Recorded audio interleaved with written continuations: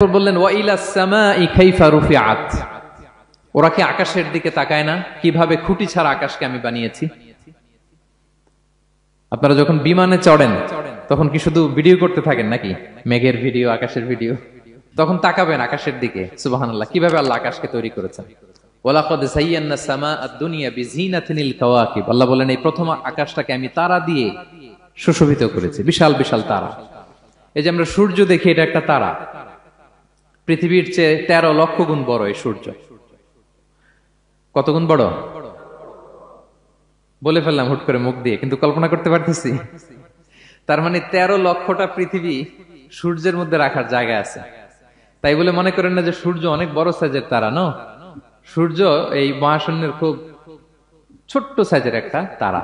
সূর্যের চেয়ে লক্ষ কোটি গুণ তারা আছে। যে সূর্য পৃথিবীর চেয়ে 13 লক্ষ গুণ বড়, ওই সূর্যের চেয়ে কোটি গুণ বড় তারা আছে। এরকম লক্ষ কোটি কোটি তারা নিয়ে আমাদের গ্যালাক্সি মিল্কি ওয়ে, এরকম কোটি কোটি গ্যালাক্সি আছে। সুবহানাল্লাহ, কোটি কোটি গ্যালাক্সি নিয়ে আমাদের এই প্রথম আকাশের মহাশূন্য। তার মানে পুরো প্রথম আকাশটাকে যদি একটা মানচিত্র দেয়া হয়, ওইখানে মাইক্রোস্কোপ দিয়ে পৃথিবীকে খুঁজে পাওয়া যাবে না। আই রিপিট, পুরো প্রথম আকাশটাকে যদি একটা বড় মানচিত্র বানানো হয়, আমরা যে পৃথিবীতে আছি, মাইক্রোস্কোপ দিয়েও এটাকে খুঁজে পাওয়া যাবে না।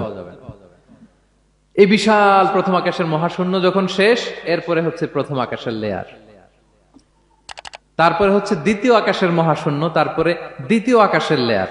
বিষ্ণু ইসলাম বলেন দ্বিতীয় আকাশের তুলনায় প্রথম আকাশটা কত ছোট শোনো। সাহারা মরুভূমির মধ্যে যদি তোমার হাতের আংটি ছুঁড়ে ফেলে দাও, পুরো মরুভূমির তুলনায় তোমার হাতের আংটি যত ছোট, আল্লাহর দ্বিতীয় আসমানের তুলনায় প্রথম আসমানটা ঠিক তত ছোট। আবার তৃতীয় আসমানের তুলনায় দ্বিতীয় আসমানটা ঠিক ওই রকম।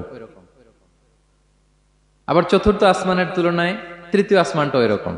এইভাবে 7 আসমান, এরপরে আল্লাহর কুরসি, মাউদাউল কাদামাইন, যেখানে আল্লাহ তার কুদরতি পা রাখেন। তো 7 আসমানটা যত বড়, পুরো সাহারা মরুভূমির মধ্যে আংটি ফেলে দিলে মরুভূমির তুলনায় আংটি যত ছোট, আল্লাহর কুরসির তুলনায় পুরো 7 আসমানটা ঠিক তত ছোট। কল্পনা করা যায়?